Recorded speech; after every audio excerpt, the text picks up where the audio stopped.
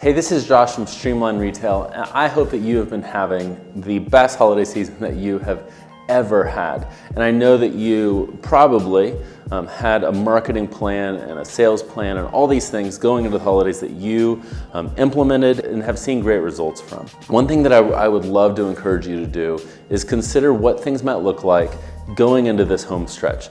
You've made it so far. I know this has been such a stressful season that joy of the holidays can be really hard to love and experience as a retailer. But remember, like, this is why you're here. What you get to provide to your customers during this time of year is so unique and so special. Something to consider about the holidays is your customer is starting to shift. And I've mentioned this several times before. You move from your normal customer throughout the year to gift purchasers. Well, now we're getting into this time where the gift purchaser, even that person now begins to shift. In the beginning, you get someone who probably looks a little closer to your ideal customer. They're the person coming in at the beginning of November, middle of November. Now, as we move closer to Christmas, you gotta think, who's coming in then? Last minute shoppers, likely male, but these are also people who their primary objective is getting the right gift, not saving money. So when you work at bringing people in by discounting this, that really isn't going after a last minute shopper, right? That's going after your normal customer. Going into this season, even if you haven't done gift guides, even if you haven't merchandised your store to go after that male shopper, that last minute female shopper, if you haven't gone after those people, consider how could you set up the store to make getting the right gift incredibly easy. I know when I go shopping for my wife, I can have such a hard time, and when a store has outfits merchandised in a way where I can see the different styles that they have, and I can see like, oh, that one looks just like my wife. Like, that's her, I need that dress. I don't go in looking for cheaper prices. Your last minute shopper cares, again, they care about the right gift, not the cheapest gift. Whereas in November, they have time, they have room to shop for a bargain. So that's considering your last minute shopper. But now let's flip over to inventory. This can be a difficult one. Hopefully you've been getting fresh inventory in throughout the holiday season, but now we have to start thinking, is this gonna clear out by Christmas? And this is where you can use events. And I don't necessarily mean like hosting a party in your store, although I think those are great.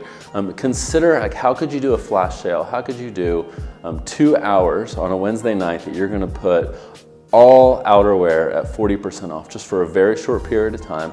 That is targeting your normal customer. That's not targeting your last minute shopper. It makes sense that you start to mark down something that's holiday specific or gift specific a week before Christmas, a week and a half before Christmas, to get that to move. Because what we don't want to do is be stuck with holiday related things right after Christmas is over. At that point, you're taking a 60-70% markdown instead of a 30% markdown this time of year. So consider, how can we get some of that merchandise to move? I really think that flash sales are big, particularly online, because there you don't have to worry about your compare shopper who came in store and they see it, because if they go online on your website, that coffee cup is $20 online, it's $20 in front of them. They don't know that there was a 30% discount last night for 2 hours. So consider those things. The last thing I want to leave you with is use this time of year to start bulking up your sales in January and February. A big way you can do this is by offering things like gift cards. And a way that you can do that is look at your average ticket. Let's say your average ticket is $80. Why don't you say, if you spend $100, I'll give you a free $10 gift card that can be used after January 1st. This gets them to come back in your business. People that come in with a gift card almost always spend more than what's on that gift card. If I was sitting at a computer, I could give you the exact statistic. We'll go ahead and put it on the screen here. But the amount that they spend over that gift card is insane, and it's a huge way to grow revenue. So you're bringing them back in the store later. And that can be a huge bit to increase those Q1 sales. And so it really depends. Your POS system likely can do this.